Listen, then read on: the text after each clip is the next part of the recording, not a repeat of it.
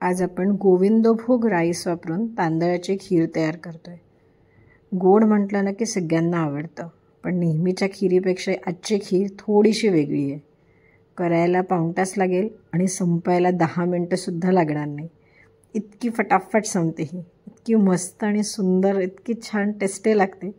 इथे मी गोविंदभोग राईस वापरला आहे। तुम्ही पाहू शकता दाणा एकदम बारीक आहे आणि जाड आहे। ही खीर करण्यासाठी हाच तांदूळ वापरा। याच्यामुळे जो थिकनेस येतो आपल्या खिरीला आणि जी एक मस्तशी टेस्ट येते ना, ती दुसऱ्या तांदळाला येणार नाही। 2-3 वेळा हा तांदूळ स्वच्छ पाण्याने धुवून घ्यायचा आहे। नीट छान धुतल्यानंतर आपल्याला या तांदळाला 4 तास भिजत ठेवायचं आहे। भिजत ठेवलं की तो तांदूळ खूप छान शिजतो। डायरेक्ट केल्यानंतर दाणा थोडासा कच्चा लागतो आणि तो छानसा जो फ्लेवर आहे ना मस्तवाला, तो नाही येत। 4 तास भिजल्यावर मी यातलं पाणी काढून घेतलं आहे, गाळणीमधून चाळून घेतलं आहे याला आणि छान पाणी निथळल्यावर आपल्याला याला भाजायचं आहे। तर मी आता कढईमध्ये तूप घालते। मोठी कढई घ्यायची, जेणेकरून आपल्याला दूध आटवायला सोपं जातं। आवडत असल्यास आपण ड्रायफ्रूटसुद्धा घालू शकतो। इथे मी काजू आणि बदामचे तुकडे घातलेले आहे आणि यांना छान भाजून घेतलेलं आहे। भाजल्यावर त्यांना एका प्लेटमध्ये आपण वेगळं काढूया आणि या थोड्याशा तुपातच आपल्याला आपले तांदूळ खरपूस असे छान भाजून घ्यायचे। छान भाजलं गेलं की याची जी टेस्ट येते ना, ती खूप मस्त असते। पाणी नको म्हणून आपण पहिलेच त्याला चाळून घेतलं होतं, कारण नाही तेव्हा पाणी उडतं आणि त्याच्यामुळे ना ते छान भाजलं नाही जाणार। इथे पाहू शकता मंद आचेवर मी छान खरपूस भाजून घेतलं आणि यामध्ये मी आता हळूहळू दूध घालते।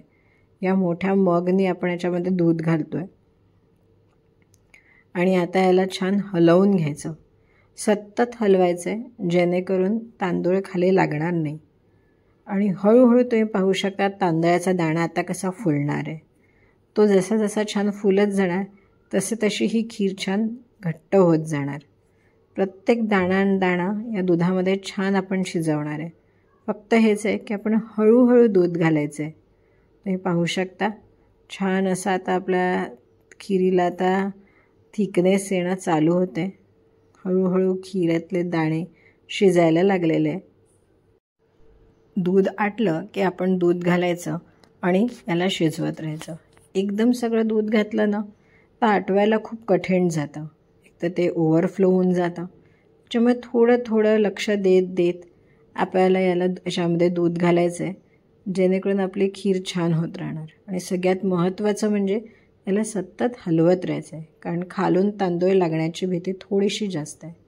इथे आपण टोटल 1.5 लिटर दूध वापरलं आहे आणि मेजरमेंटनी फक्त 1/4 कप, जे मार्केटमध्ये आपल्याला कप मिळतात मेजरमेंट कप, त्या कपाने मी 1/4 कपच तांदूळ घेतले आणि जितके तांदूळ आहे तितकीच साखर वापरली आहे, म्हणजे 1/4 कप इतकी कमी आपण साखर घेतलेली आहे। आणि यामध्ये आपण ड्रायफ्रूट घालून घेतलेले आहे। ते पाहू शकता आता आपली खीर छान शिजलेली आहे। यामध्ये मी केसर मिल्क घातले फ्लेवरसाठी आणि छान रंग येण्यासाठी। आणि आता ही खीर आपल्याला वाटते खूप पातळ आहे, पण जेव्हा आपण सर्व्ह करू ना तोपर्यंत ही छान घट्ट झालेली असणार आहे। छान दुधाची उकळी आलेली आहे आणि खीरसुद्धा दाणा शिजलेला आहे। एकदा तुम्ही बोटाने सुद्धा पाहू शकता दाणा छान शिजलेला वाटतो आणि ही अशी आपली खीर मस्त दिसते, इतकी छान लागते।